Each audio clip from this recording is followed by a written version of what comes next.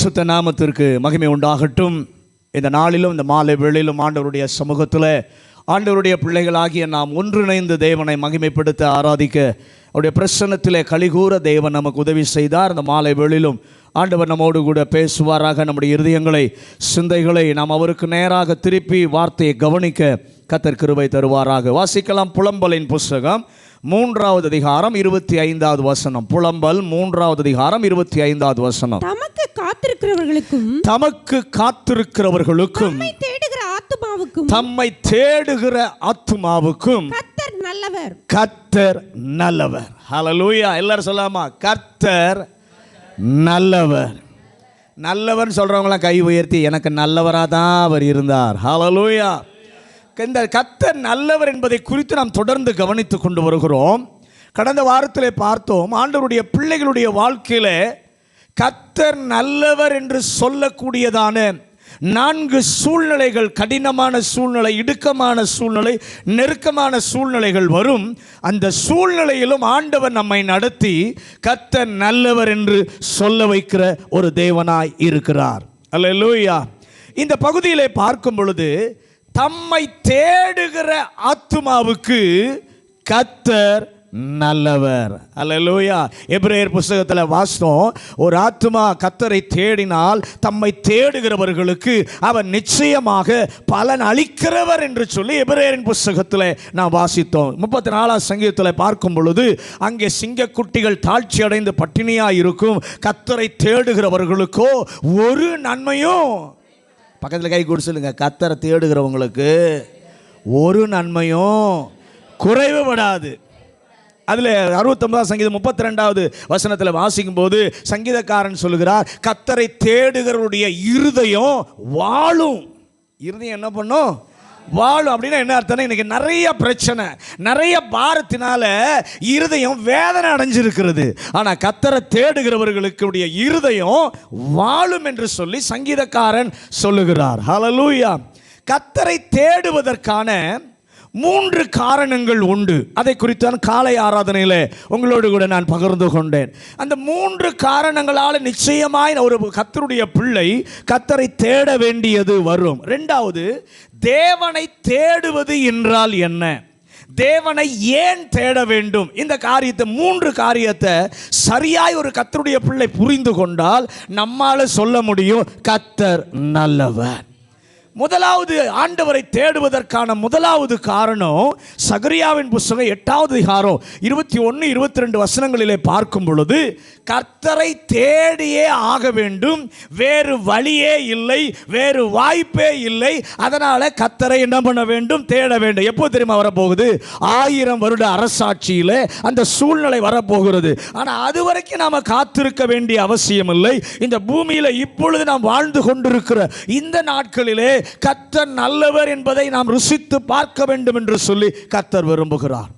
2வது, தேவனை தேடுவதற்கான காரணம் அவருடைய உதவியை பெற, அல்லது தேவன் நம்முடைய தேவை சந்திக்கப்படுவதற்காக ஆண்டவரை நாம் என்ன பண்ண வேண்டும்?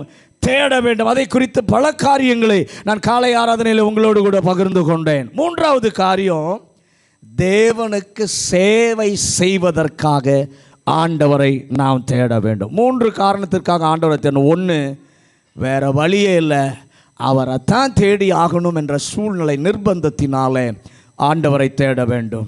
2வது, நம்முடைய தேவை சந்திக்கப்பட ஆண்டவரிடத்திலிருந்து உதவியை பெற நாம் தேவனை தேட வேண்டும். 3வது, ஆண்டவருக்கு சேவை செய்ய. அப்போ கர்த்தரை தேடுவது என்பது தேவைக்காக அல்ல, சேவைக்காக கர்த்தரை என்ன பண்ண வேண்டும்?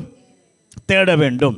நம்முடைய அனுதின வாழ்க்கை முறையாக கர்த்தரை தேடுவது என்றால் என்ன? 2வது பகுதிக்கு வரேன். முதலாவது, கர்த்தரை தேடுவதற்கான காரணங்களை பார்த்தோம்.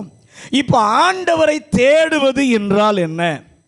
ஜெபம், வேத வாசிப்பு, ஆலயத்திற்கு வருவது, தேவனுக்கு காணிக்கை கொடுப்பது, இதுவா அதுவா எதுவா? கர்த்தரை தேடுவது என்றால் என்ன? முதல்ல கர்த்தரை தேடுவது என்ன என்றால், எதெல்லாம் கர்த்தரை தேடுறது இல்லைன்றதை முதல்ல புரிஞ்சு கொள்ளணும்.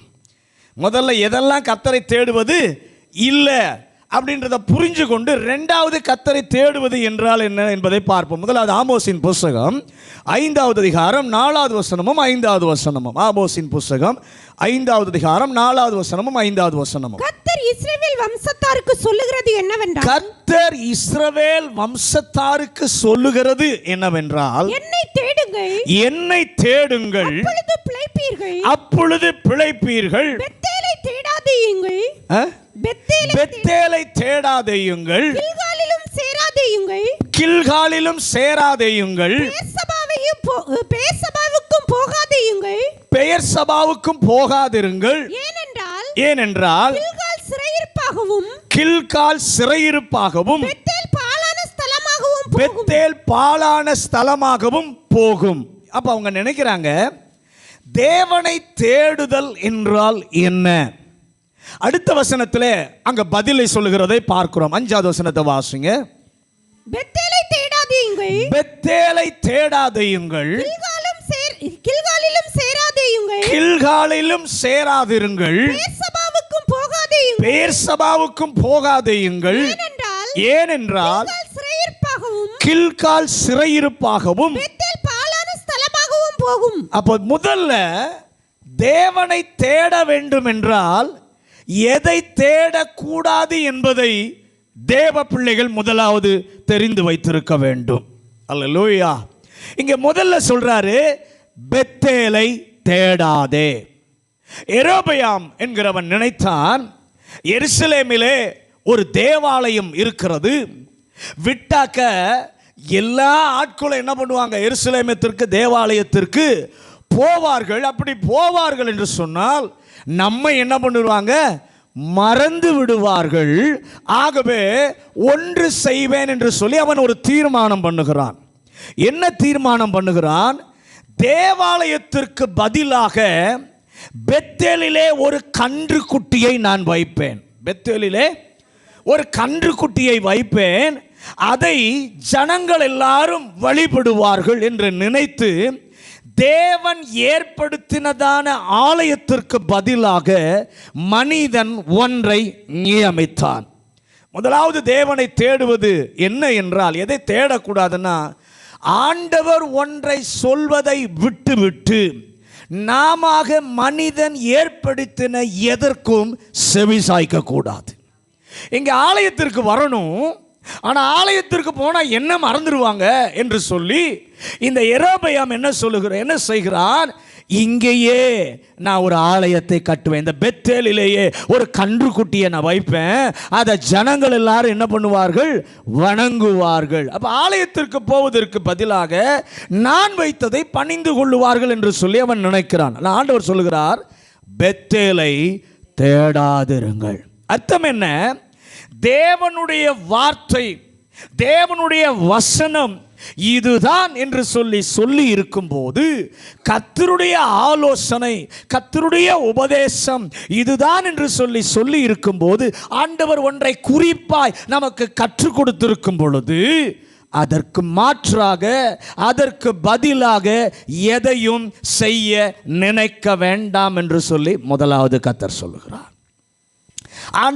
ஆண்டவர் இஸ்ரவேலர் புரிந்து கொள்வதை போல ஆண்டவர் சொல்லுகிறார். ஒரு உதாரணத்தை சொல்றார். ஏசாயாவின் புஸ்தகம் 8வது அதிகாரம் 19வது வசனம். ஏசாயா 8:19. அவர்கள் உங்களை நோக்கி அஞ்சனம் பார்க்கிறவர்களிடத்திலும் முடு என்று ஓதுகிற குறிகாரரிடத்திலும் விசாரியுங்கள் என்று சொல்லும்போது ஜனங்கள் தேவனிடத்தில் விசாரிக்க வேண்டியதல்லவோ, உயிருள்ளவர்களுக்காக செத்தவர்களிடத்தில் விசாரிக்கலாமோ? ஆண்டவர் இங்க பாருங்க, தெளிவா ஒன்றை சொல்றாரு. உங்களுக்கு ஏதாவது ஒரு தேவை இருந்தால் தேவனிடத்திலே கேளுங்கள். ஒரு தேவை இருந்தா எங்க கேளுங்க? தேவனிடத்திலே கேளுங்கள், தேவனிடத்தில் விசாரியுங்கள் என்று சொல்லி ஆண்டவர் நமக்கு சொல்லி இருந்தால், இவர்கள் என்ன செய்தார்கள் என்று சொல்லி பார்க்கும் பொழுது, செத்தவர்களிடத்தில் விசாரிக்க போகிறார்கள். யாரிடத்துல? செத்தவரிடத்திலே போகிறார்கள். அஞ்சனம் பார்க்கிற இடத்திலே விசாரிக்க போகிறார்கள். அங்கே வசனம் சொல்லுது, முணு முணு என்று சொல்லுகிற குறி சொல்பவர்களிடத்தில் விசாரிக்கிறார்கள். இங்கே யாராவது அப்படி இருந்தால் இன்றைக்கே கர்த்தர் மாற்றுவாராக. இன்றைக்கே இப்பொழுதே கர்த்தர் மாற்றுவாராக. குறி சொல்ல கேட்பது, செத்த ஆவிகளிடத்தில் பேசுவது தவிர்க்கப்பட வேண்டியது. ஏனென்றால் நம்முடைய தேவன் பேசுகிறவர். நம்முடைய தேவன் நம்முடைய பிள்ளைகளோடு கூட நேரடியாக பேசுகிறவர். எத்தனை பேர் அதை விசுவாசிக்கிறீங்க? ஹல்லேலூயா. அவரிடம் கேட்டால் அவர் நமக்கு தெளிவாய் சொல்லுவதற்கு வல்லவர். ஹல்லேலூயா. நல்ல கவனிங்க. என்னுடைய வாழ்க்கையில் நீ சொன்னதை வைத்து எந்த ஒரு மாற்று பாதையும் நான் தேட மாட்டேன் என்கிற ஒரு ஆணித்தரமான விசுவாசம் ஒரு கர்த்தருடைய பிள்ளைக்கு என்ன பண்ணணும்? இருக்கணும். ஆண்டவர் சொல்றாரு, கில்காலை தேடாதே. யோசுவாவின் புஸ்தகத்தில் நான் வாசித்து பார்ப்போமானால், கில்காலுக்கு வந்தபோது புதிய தலைமுறை அவர்கள். யோசுவா அத்தனை ஆண்களுக்கும் விருத்த சேதனம் பண்ணுகிறதை நாம் எல்லாரும் பார்க்கிறோம். அங்கு ஒரு சடங்கு நடந்தது. இப்போ ஆண்டவர் சொல்லுகிறார், சடங்கை தேடாதே. முதல்ல என்ன சொல்றாரு? செத்த இடத்துல போகாத, குறி சொல்லுகிற இடத்துல போகாத, பேசுகிற தேவனிடத்தில் விசாரி, தேடுன்னு சொல்றார். இப்போ ரெண்டாவது சொல்றாரு, சடங்கை தேடாதே, சத்தியத்தை தேடு. பக்கத்தில் பார்த்து சொல்லுங்க, சடங்கை தேடாதே, சத்தியத்தை தேடு. சத்தியத்தை தேடுவாயா? சடங்கை தேடாதே. ஆண்டவர் சொல்ற, சத்தியத்தை தேடு, சடங்கை என்ன பண்ணாத? தேடாதே. இது கொடுத்தா, ஆலயத்தை கட்டி கொடுத்தா, பொருளை கொடுத்தா என்ன பண்ணுவாங்க? ஆண்டவர் கொடுப்பார் என்று நினைக்காதே. மூன்றாவது சொல்றாரு, பெயர் சபாவை தேடாதே. ஆபிரகாமுடைய வாழ்க்கையில் முக்கியமான இடங்களிலே ஒன்று பெயர் சபா. அந்த பெயர் சபாவில் அவனுக்கும் அமலேக்குக்கும் உடன்படிக்கை வந்தது. அதற்கு பக்கத்தில் அவனுக்கு கல்லறை வந்தது. ஒவ்வொரு யூதனும் ஒவ்வொரு இஸ்ரவேலனும் பெயர் சபாவை உணர்வு பூர்வமாக மிகவும் தொடர்புள்ளவர்கள். ஆண்டவர் சொல்றாரு, என்னை தேடணும் என்றால், என்னை தேடணும் என்று சொல்லி நீ நினைப்பாயானால் எந்தெந்த ஆவிகளோடு கூட தேடாத, தேவ பிரசன்னத்தை உண்மையாய் தேடு. தேவ பிரசன்னத்தை உண்மையாக என்ன பண்ணு? தேடு. உணர வைப்பாராக. ஆண்டவரே, நாங்கள் உணர்ச்சியை தேடுபவர்கள் அல்ல, உணர்ந்து கர்த்தரை தேடுகிற ஒரு அனுபவத்தை எங்களுக்கு கர்த்தர் தருவீராக.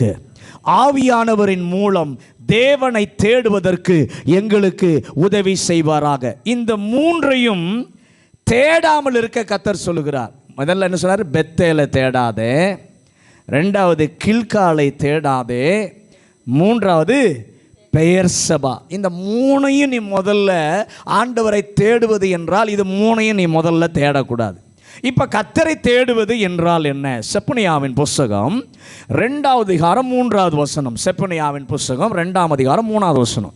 மனுஷரையும் மிருக ஜீவன்களையும், மனுஷரையும் மிருக ஜீவன்களையும் வாரிக்கொள்ளுவேன். நான் 2:3. தேசத்தில் உள்ள எல்லா சிறுமையானவர்களே, தேசத்தில் உள்ள எல்லா சிறுமையானவர்களே, கர்த்தருடைய நியாயத்தை நடப்பிக்கிறவர்களே, கர்த்தருடைய நியாயத்தை நடப்பிக்கிறவர்களே, அவரை தேடுங்கள், நீதியை தேடுங்கள், மனத்தாழ்மையை தேடுங்கள். அப்பொழுது ஒருவேளை கர்த்தருடைய கோபத்தின் நாளிலே மறைக்கப்படுவீர்கள். அவரை தேடுங்கள். அர்த்தம் என்ன? அங்க சொல்றாரு, நீதியை தேடுங்கள், மனத்தாழ்மையை தேடுங்கள். கர்த்தரை தேடுவது என்று சொன்னால் 2 சொல்றாரு. 1 நீதியை தேடுங்கள், 2வது மனத்தாழ்மையை தேடுங்கள். கர்த்தரை தேடுவது என்றால் என்ன? உம்முடைய பார்வையில் எது சரியோ, எது நியாயமானதோ, எது நீதியானதோ அதை தேட ஒரு கிருபை தாரும். அதை நான் எப்படி கண்டுகொள்வது? அவர் பார்வையில் எது சரி என்பதை கர்த்தர் கர்த்தர் தம்முடைய வசனத்திலே சொல்லி இருக்கிறத ஒரு கர்த்தருடைய பிள்ளை பார்க்கணும். ஹல்லேலூயா, ஹல்லேலூயா. நீதியை தேடுங்கள். நியாயம் என்பது நமக்கு சரி என்று தெரிவது, ஆனால் நீதி என்பது கர்த்தருக்கு சரி என்று சொல்லி தருவது. பக்கத்தில் பார்த்து சொல்லுங்க, நியாயம் என்பது நமக்கு எதுன்னு சரின்னு நினைப்பது, ஆனால் நீதி என்பது எது கர்த்தருக்கு பிரியம் என்பதை கண்டுகொள்வது தான் நீதி. அல்லேலூயா. ஆண்டவரே, உம்முடைய பார்வையில் எது சரியானது, எது நீதியானது என்பதை நான் தேட இங்கிருக்கிற ஒவ்வொருவருக்கும் கர்த்தர் உதவி செய்வீராக. எனக்கு ஒரு காரியம் நமக்கு எல்லாருக்கும் பார்க்கும்போது ஒன்று நமக்கு தெரியும், இது சரின்னு எனக்கு தெரியும் அப்படின்னு நம்ம சொல்லுவோம். ஒவ்வொருத்தரும் இது சரின்னு எனக்கு தெரியும்.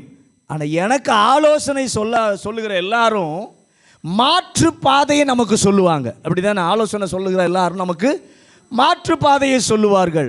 இவைகளை அல்ல ஆண்டவரை, எனக்கு சரின்னு தெரிகிறதையும் இல்லை, மற்றவங்க சொல்லுகிற மாற்று பாதையும் இல்லை, உம்முடைய பார்வையில் எது சரி என்பதை நான் கண்டுகொள்ள எனக்கு கிருபை தருவீராக. அப்படி தேடும் பொழுது அடுத்தது ஆண்டவர் சொல்லுகிறார், மனத்தாழ்மையை தேடுங்கள். கர்த்தருக்கு முன்பாக சரியானதை செய்கிறேன், ஓகே, சந்தோஷம். கர்த்தர் விரும்புகிறத நான் செய்கிறேன், சந்தோஷம். அப்படி நாம் செய்கிறேன் என்பதினாலே நான் மற்றவர்களை விட உயர்ந்தவன், மற்றவர்களை விட சிறந்தவன் என்ற எண்ணம் நமக்குள்ளே வரக்கூடாது. நிறைய பேர் ஆவிக்குரிய வாழ்க்கையில் நான் அவங்கள விட நல்லா ஜெபம் பண்ணுறேன், நான் அவங்கள விட நல்ல வேதம் வாசிக்கிறேன், நான் அவங்கள விட கர்த்தருக்கு பிரியமாக நடக்கிறேன், பரிசுத்தமாக நடக்கிறேன் அப்படின்னு நினைக்கக்கூடாது. தேவனுக்கு முன்பாக நம்மை தாழ்த்துகிற அனுபவம் வேணும். அல்லேலூயா. தேவன் அதான் சொல்கிறாரு, தேவனுக்கு முன்பாக மனத்தாழ்மையை நடங்க, மனத்தாழ்மையாய் நடங்க. அதில் தேவனுடைய பிள்ளை கவனமாக இருக்கணும். இதுதான் முதலாவது ஆண்டவரை தேடுவது என்பது. ரெண்டாவது ஆண்டவரை தேடுவது என்பது கொலோசியரின் புஸ்தகம் 3வது அதிகாரம் 1வது வசனம். நீங்கள் கிறிஸ்துவுடன் கூட எழுந்தது உண்டானால், நீங்கள் கிறிஸ்துவுடனே கூட எழுந்தது உண்டானால், கிறிஸ்து தேவனுடைய வலது பார்சத்தில் வீற்றிருக்கும் இடத்தில் உள்ள மேலானவைகளையே தேடுங்கள். முதலாவது ஆண்டவர் சொன்னது என்ன சொன்னார்? நீதியை தேடுங்கள், மனத்தாழ்மையை தேடுங்கள். அது கர்த்தரை தேடுவது. இப்ப ரெண்டாவது சொல்றாரு, தேவனை தேடுவது என்பது மேலானவைகளை தேடுங்கள். தேவனுக்கு ஏற்றதை மனத்தாழ்மையாய் தேடுவது கர்த்தரை தேடுவது. இரண்டாவது, மேலானதை தேடுவது. இப்போது இருப்பதை விட சிறந்ததை தேடுவதை அங்க சொல்லல.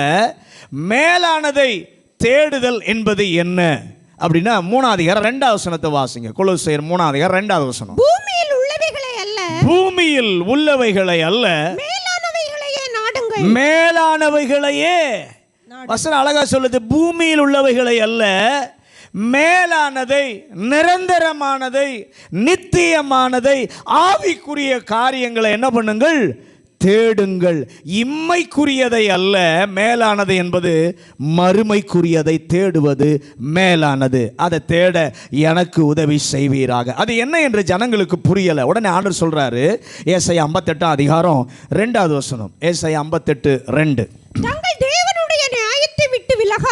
தங்களுடைய தேவனுடைய நியாயத்தை விட்டு விலகாமல் நீதியை செய்து வருகிற ஜாதியாரை போல், நீதியை செய்து வருகிற ஜாதியாரை போல் அவர்கள் நாடோறும் என்னை தேடி, அவர்கள் நாடோறும் என்னை தேடி என் வழிகளை அறிய விரும்புகிறார்கள், என் வழியை அறிய விரும்புகிறார்கள். நீதி நியாயங்களை என்னிடத்தில் விசாரித்து தேவனிடத்தில் சேர விரும்புகிறார்கள். நல்ல கவனிங்க. நாடோறும் என்னை தேடி என் வழிகளை அறிய விரும்புகிறார்கள். மேலானதை தேடுவது என்பது பரலோகம் போவதற்கு வழி என்ன, அது இல்லை. இந்த உலகில் இருக்கும்போதே கர்த்தர் என்னை நடத்த விரும்புகிற வழி என்ன, அதுதான் மேலானதை தேடுகிற ஒரு அனுபவம். ஆண்டவர் சொன்னார், என் நினைவுகள் உங்கள் நினைவுகள் அல்ல, உங்கள் நினைவுகளை பார்க்கிலும் என்னுடைய நினைவுகள் பெரியது, என் வழிகள் உங்கள் வழிகளை பார்க்கிலும் உயர்ந்தது. கை உயர்த்தி, ஆண்டவரே என்னுடைய எல்லா விஷயத்திலும் என்னுடைய வழியை விட உம்முடைய வழி மேலானது. உம்மை நான் தேட வேண்டும். நீர் சொல்வது என்ன? நீர் எப்படி செய்ய விரும்புகிறீர்? அதை பற்றி உம்முடைய ஆலோசனை என்ன? உம்முடைய நினைவு என்ன? அதை அறிந்து அதை தேட எனக்கு ஒரு கிருபை தருவீராக. மேலானவைகளை தேடுவது என்றால் யோவான் எழுதின சுவிசேஷம் 5வது அதிகாரம் 44வது வசனம். யோவான் 5:44. தேவனாலே மாத்திரம் வருகிற மகிமையை தேடாமல், தேவனாலே வருகிற மகிமையை மட்டும் ஒருவர் மகிமையை ஏற்றுக்கொள்ளுகிற நீங்கள் எப்படி விசுவாசிப்பீர்கள்? நல்ல கவனிங்க. தேவனால் வருகிற மகிமையை மட்டும் தேட ஆண்டவர் நமக்கு உதவி செய்வாராக. பிறர் நம்மை பாராட்ட வேண்டும், பிறர் நம்மை புகழ வேண்டும், நம்மை மேன்மையாக பேச வேண்டும் என்று நினைக்கிற வாழ்க்கை அல்ல. உம்மை மேலானதாய் நினைக்க, உம்மை குறித்து மேலானது, உம்முடைய கிரியைகள், உம்முடைய காரியங்களை குறித்து மேலானதை நினைக்க பேச எனக்கு கிருபை தர ஆண்டவரே. என்னை பாராட்டினா மனுஷன் அல்ல, என்னை பாராட்டினால் நீர் பாராட்ட வேண்டும், நீர் என்னை குறித்து புகழ வேண்டும். என்னை தேடுவது, ஆண்டவரை தேடுவது என்பது மேலானதை தேடுங்கள். நான் நினைத்தேன் ஆண்டவரே வேதம் வாசிப்பது, ஜெபிப்பது, இதெல்லாம் அதற்குள் தான் அடங்கி இருக்கிறது. இதை தேட காரணம் தேவ நோக்கம் என்ன என்பதை ஒரு கர்த்தருடைய பிள்ளை பார்க்கணும். 3வது தேவனை தேடுவது என்பது 122 சங்கீதம் 9வது வசனம். சங்கீதம் 122:9.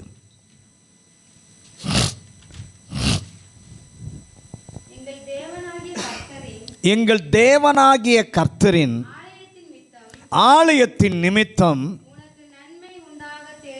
உனக்கு நன்மை உண்டாக தேடுவேன். இங்கே சங்கீதக்காரன் சொல்லுகிறார், தேவனை தேடுவது என்றால் கர்த்தருடைய ஆலயத்தின் நிமித்தம் உனக்கு நன்மை உண்டாக தேடுவேன். அப்படின்னா அர்த்தம் என்ன? எனக்கு நன்மை அல்ல, எருசலேம் கர்த்தருடைய ஆலயம். கர்த்தருடைய ஆலயம் எங்கே இருக்கிறது? எருசலேமிலே இருக்கிறது. இப்போ நல்லா கவனிங்க. அதற்கு நன்மை உண்டாக தேடுவேன் என்றால், தேவனை தேடுவது என்பது நமக்கு நன்மை உண்டாக தேடுவது அல்ல. தேவனை தேடுவது என்றால் உம்முடைய மந்தையில் வராத, உம்முடைய ராஜ்யத்தில் வராத கோடிக்கணக்கான ஜனங்கள் வெளியே இருக்கிறார்கள். அவர்கள் இந்த ராஜ்யத்திற்கு உள்ளே வர வேண்டும். அதை நான் தேட வேண்டும். அல்லேலூயா. நீதியின் மேல் நீதி இன்னும் நான் செய்யணும். எல்லாரும் சொல்லுங்க, நீதியின் மேல் நீதி இன்னும் நான் செய்யணும். அதற்கு நான் செய்ய வேண்டிய பங்கை நான் செய்யணும். சபை பரிசுத்தம் அடைவதற்கோ, ஆண்டவரே ஜனங்கள் தேவராஜ்யத்திற்கு வருவதற்கோ உனக்கு நன்மை உண்டாக தேடுவேன். இதெல்லாம் செய்தான் கர்த்தரை தேடுகிறோம் என்று சொல்லி அர்த்தம். இப்படி தேடுகிறவர்களுக்கு கர்த்தர் நல்லவராகவே இருக்கிறார். அல்லேலூயா. நம்மால் இதெல்லாம் முடியாது, ரொம்ப கஷ்டமாக இருக்கும் என்று ஒரு நாளும் இதை தள்ளிவிடாதிருங்கள். ஒன்றை செய்ய ஆரம்பியுங்கள், அடுத்ததை செய்ய தேவன் பலன் தருவார். நம்ம முடியாது பலன் இல்லைன்னு சொல்லிட்டு இருக்கோம். ஆனால் ஒன்றை செய்ய நீங்கள் களமிறங்கினால் அடுத்ததை செய்ய என் தேவன் உங்களுக்கு பலன் கொடுத்து கொண்டே இருப்பார். எல்லாவற்றையும் செய்ய நம்மை தகுதிப்படுத்துகிறவர் நம்முடைய தேவன். அல்லேலூயா. தேடின அவனுக்கு கர்த்தர் கொடுத்த பதில ஒரு 2-3 காரியத்தை வேகமாக சொல்கிறேன். புலம்பல் 3ஆம் அதிகாரம் 44வது வசனம். புலம்பல் 3:44. ஜெபம் உட்பிரவேசிக்க கூடாதபடிக்கு, ஜெபம் உட்பிரவேசிக்க கூடாதபடிக்கு உம்மை மேகத்தால் மூடிக்கொண்டீர். மேகத்தால் மூடிக்கொண்டீர். இங்க சொல்றாரு பாருங்க, ஜெபம் உட்பிரவேசிக்க கூடாதபடி மேகத்தினால் மூடிக்கொண்டீர், கோபத்தினாலே நீர் மூடிக்கொண்டீர்.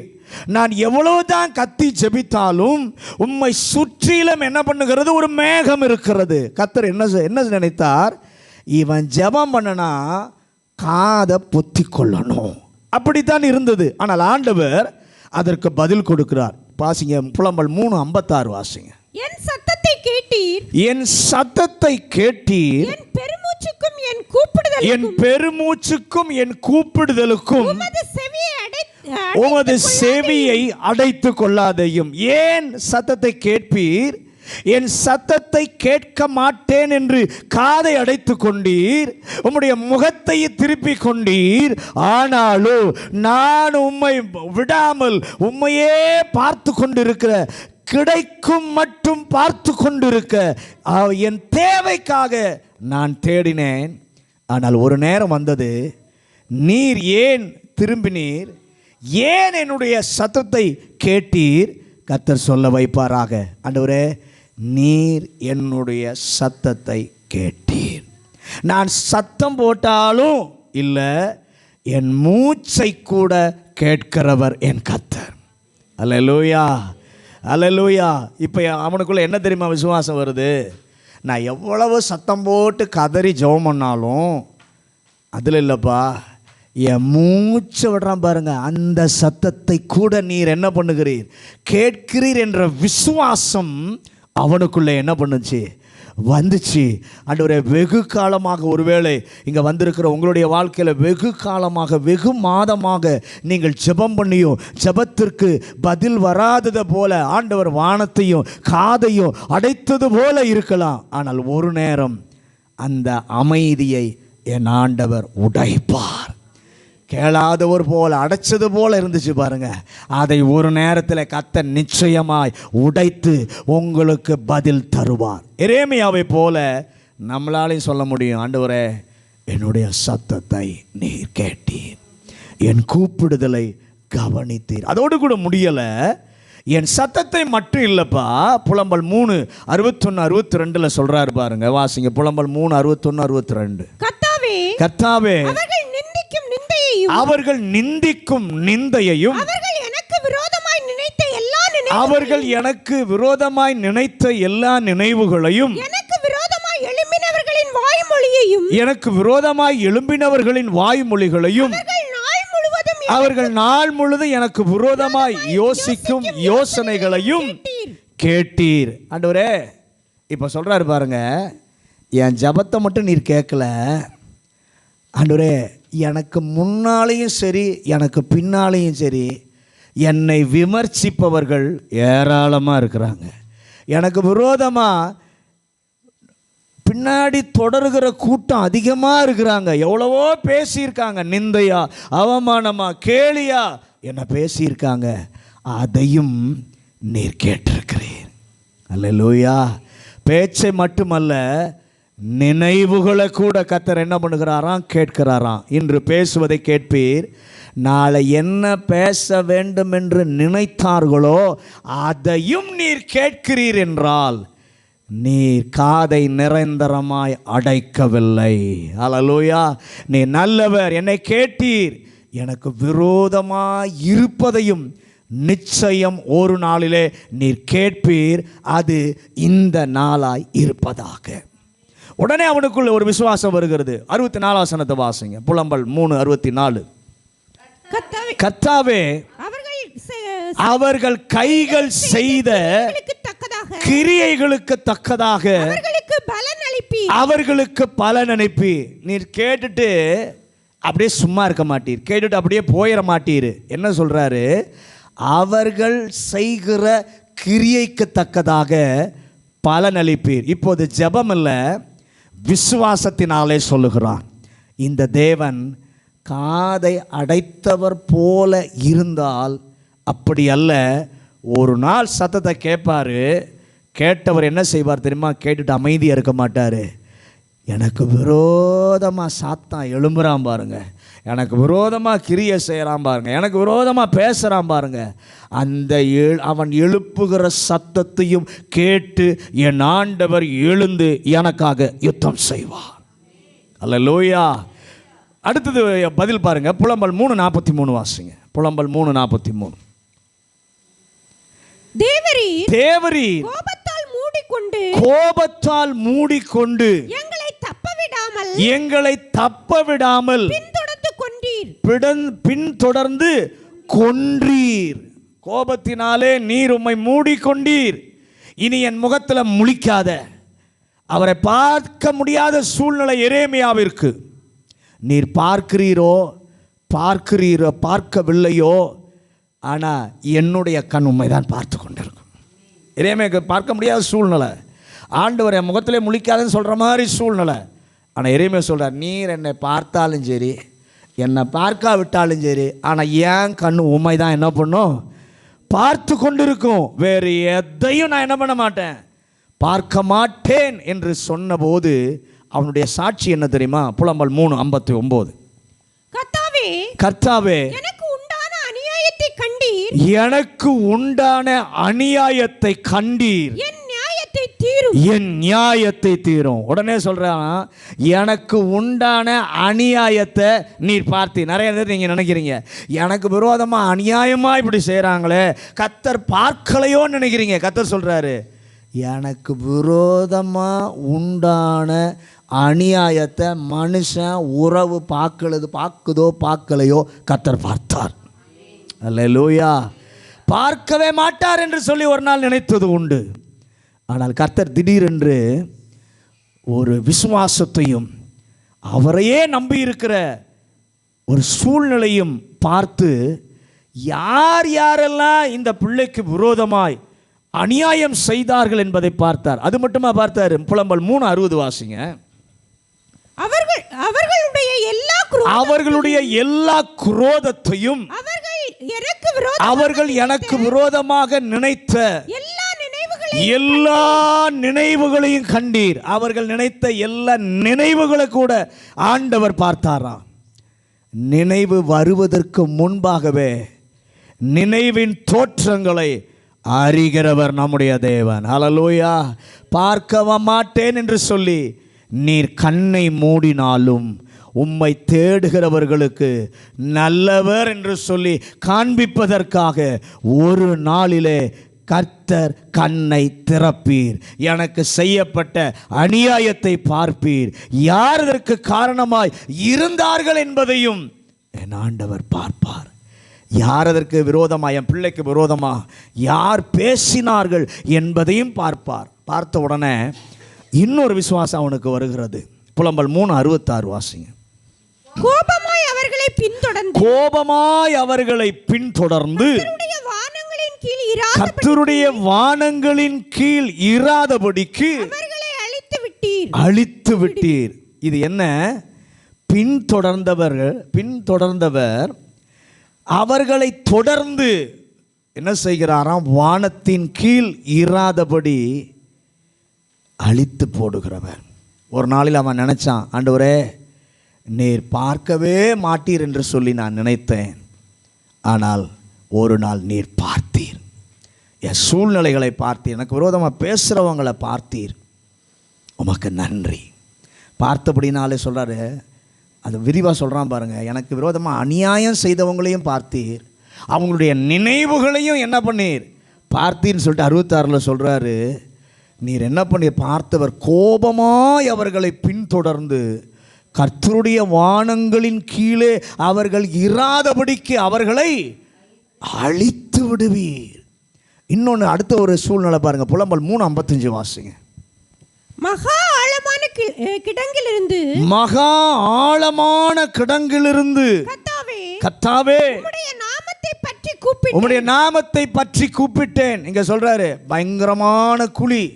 காலையில் சொன்னேன், குழியில் உள்ளே போட்டாங்க, குழிக்கு மேலே கல்லையும் வச்சுட்டாங்க. வெளியவே வர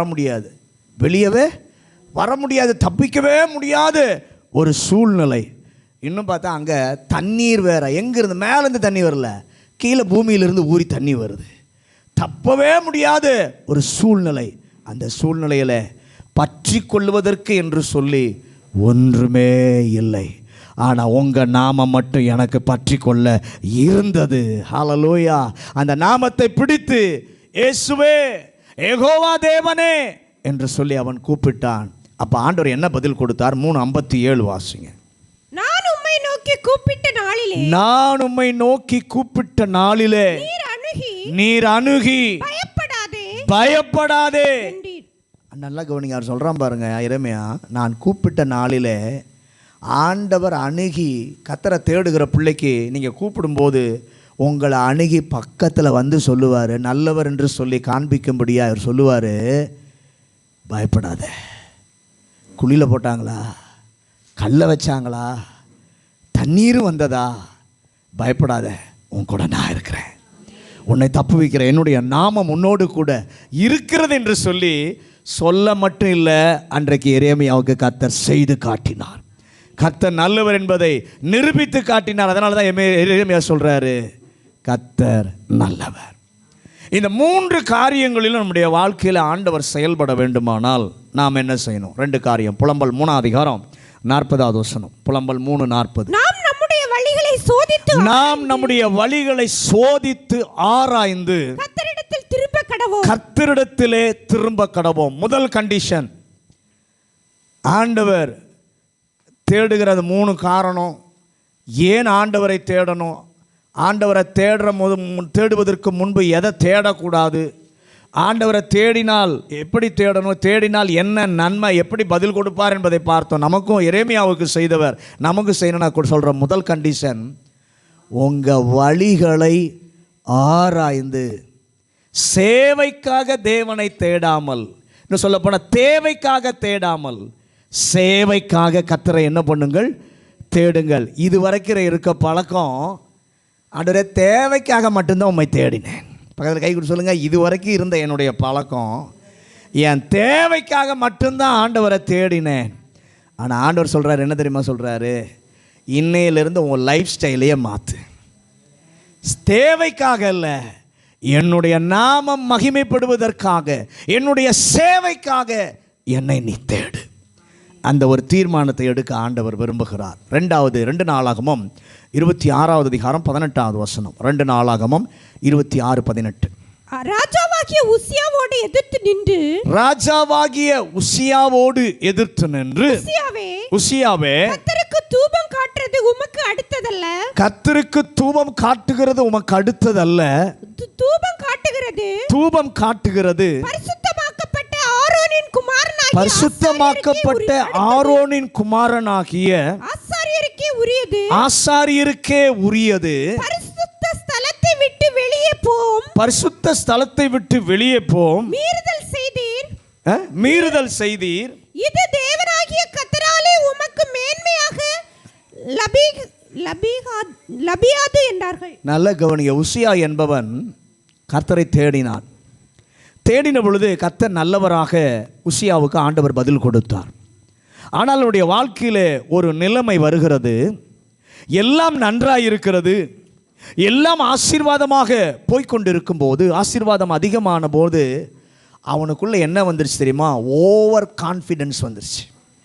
எல்லாம் நல்லா இருந்துச்சு, ஆண்டவர் பதிலை கொடுத்துட்டாரு, எல்லாம் ஆசீர்வாதமாக நன்மையாக போயிட்டுருக்கும்போது அவனுக்குள்ளே ஒரு ஓவர் கான்ஃபிடென்ஸ்.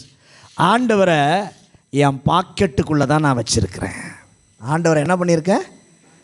அவனுக்குள்ளே இருந்த ஒரு ஓவர் கான்ஃபிடென்ஸ், ஆண்டவரை என் பாக்கெட்டுக்குள்ளே வச்சிருக்கிறேன், அதனால் நான் என்ன செஞ்சாலும் ஆண்டவர் பார்த்து கொள்வார், அமைதியாக இருப்பார், ஆண்டவர் என்ன பண்ணாலும் என்ன பண்ணமார், ஒன்றும் செய்ய மாட்டார் என்று சொல்லி தூபம் காட்ட போகிறான். ஆசாரியர்கள் சொல்லுகிறார்கள், ராஜாவே இதை நீர் என்ன பண்ணக்கூடாது, செய்யக்கூடாது என்று சொன்னபோது அவன் சொல்கிறான், எனக்கு எல்லாம் தெரியும். நம்மளை போல ஆலோசனை சொன்னால் எனக்கு எல்லாம் தெரியும். ஏன்னா ஓவர் கான்ஃபிடென்ஸ் வந்துருச்சு. கர்த்தர் இப்போ நம்ம பதிலெலாம் கொடுத்துட்டார், ஜெபத்தையெல்லாம் கேட்டார். ஆசீர்வாதம் வந்த உடனே எல்லாம் எனக்கு தெரியும், யார் எனக்கு சொல்ல வேண்டிய, அதுபோல தான் உசியா சொல்கிறான், எல்லாம் எனக்கு தெரியும். உசியாவே, கர்த்தரை தேடுவது முக்கியமானது. அதே நேரத்தில் ஆரம்பத்தில் நீ கர்த்தருடைய வார்த்தைக்கு கொடுத்த மதிப்பை கடைசி வரைக்கும் கொடுக்கணும்.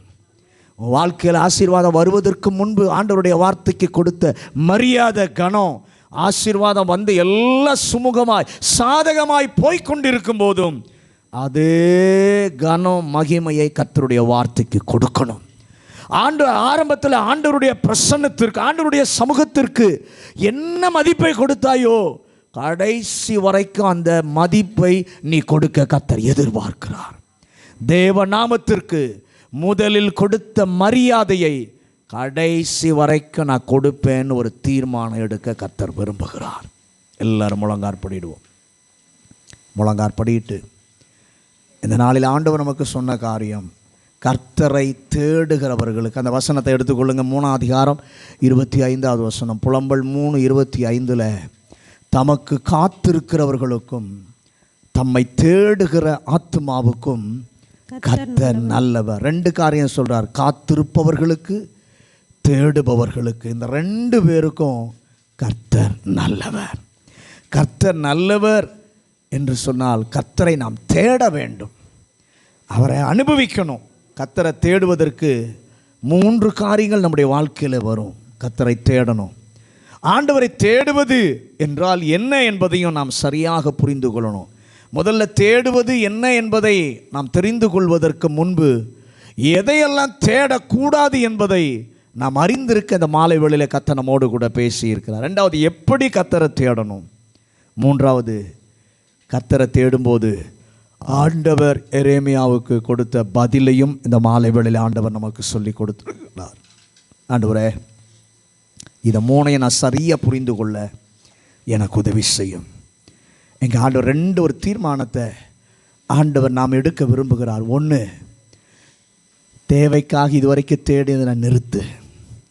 என்னுடைய நாம மகிமைக்காக சேவை செய்ய உன் லைஃப் ஸ்டைலை முதலாவது தேவனை தேடுவதாக வை என்று சொல்லி ஆண்டவரே, இதுவரைக்கும் உம்மை தேடுவதை என் வாழ்க்கையில் 2வதாக வைத்திருந்தேன். ஆனால் இன்றைக்கு ஒரு தீர்மானம் பண்ணுகிறேன், உம்மை தேடுவதை நான் முதலாவது வைக்கிறேன். என் தேவையை நான் 2வது வைக்கிறேன். அந்த தீர்மானத்தை எடுங்க. 2வது, ஆண்டவர் சொல்கிறாரு, உங்கள் ஜெபத்தை கர்த்தர் கேட்பார், பதில் கொடுப்பார், ஆசீர்வாதம் வரும், உயர்வுகள் வரும், மேன்மைகள் வரும். உசியா செய்த தவறு, அவனுக்குள்ளே ஓவர் கான்ஃபிடென்ஸ். எல்லாம் நடந்த உடனே, ஆசீர்வாதமாக சாதகமாக நடந்த உடனே, ஆண்டவரே என் பாக்கெட்டுக்குள்ளே தான் இருக்கிறார், நான் என்ன வேணால் செய்யலான்ற ஓவர் கான்ஃபிடென்ஸ் அவனுக்கு வந்துருச்சு. ஆசாரிகள்லாம் சொல்கிறாங்க நீங்கள் செய்யக்கூடாது, ஆனால் அவன் கேட்கலை. ஆண்டவர் நமக்கு சொல்கிற காரியம், கர்த்தரை தேடுவது என்பது முக்கியமானது. ஆனால் அதே நேரத்தில் நீ ஆரம்பத்தில் கர்த்தருடைய வார்த்தைக்கு கொடுத்த மதிப்பை, கனத்தை கடைசி வரைக்கும் கொடுக்கணும். இன்றைக்கு ஒரு தீர்மானம் பண்ணுங்க, ஆண்டவரே, நான் ரட்சிக்கப்படும் போது உம்முடைய வார்த்தைக்கு, உம்முடைய வசனத்துக்கு என்ன கனத்தை கொடுத்தேனோ, என்ன மதிப்பு கொடுத்தேனோ, என் வாழ்க்கையில் எவ்வளோ உயர்வுகள், மேன்மைகள், கனங்கள், புகழ்கள் எல்லாம் வந்தாலும் கடைசி வரைக்கும் உங்கள் வார்த்தைக்கு கொடுக்குற மதிப்பை நான் குறைச்சிடக்கூடாது. ஆரம்பத்தில் கொடுத்த அதே மதிப்பை, கனத்தை கடைசி வரைக்கும் கொடுக்க எனக்கு கிருபை தாரும். பரலோக தகப்பனே, இந்த நல்ல மாலை வேளைக்காக ஸ்தோத்திரம். இந்த மாலை வேளையில் எங்களோடு கூட கர்த்தர் பேசி நம்முடைய வார்த்தைகளுக்காக ஸ்தோத்திரம். கர்த்தரை தேடுகிறவர்களுக்கு நீ நல்லவர். கர்த்தரை நாங்கள் தேட வேண்டிய 3 காரணங்களை இன்றைக்கு எங்களுக்கு கற்றுக் கொடுத்திருக்கிறீர். கர்த்தரை தேடுவது என்றால் என்ன, தேடும்போது ஏன் தேட வேண்டும், தேடும்போது எப்படி பதில் கொடுக்கிறீர் என்பதையும் இன்றைக்கு நீ சொல்லி கொடுத்திருக்கிறீர். ஆண்டவரே, எங்களுடைய வாழ்க்கையில் 2 தீர்மானங்களை பண்ணுகிறோம். முதலாவது, ஆண்டவரே, என் தேவைக்காக இதுவரைக்கும் நான் தேடினேன், ஆனால் இனிமேல் முதலாவது கர்த்தருடைய சேவைக்காக தேடுவேன், 2வது தான் என்னுடைய தேவைக்காக. அந்த ஒரு தீர்மானத்தை நாங்கள் செய்கிறோம். 2வது, எங்கள் ஜெபத்தை கேட்கும் பொழுது தேவனை தேடுவது என்பது முக்கியமானது. ஆனால் அதே சமயத்தில் ஓவர் கான்ஃபிடென்ஸ் எங்களுக்கு வேண்டாம். ஆரம்பத்தில் நம்முடைய வார்த்தைக்கு, வசனத்துக்கு கொடுத்த மதிப்பை, கனத்தை கடைசி வரைக்கும் நாங்கள் கொடுக்க கர்த்தர் உதவி செய்யும். வந்த ஒவ்வொரு பிள்ளைகளையும் கர்த்தர் வசனத்தால் இடைகட்டி நடத்தும். இயேசுவின் அதிகாரமுள்ள நாமத்தில் ஜெபிக்கிறோம் நல்ல பிதாவே.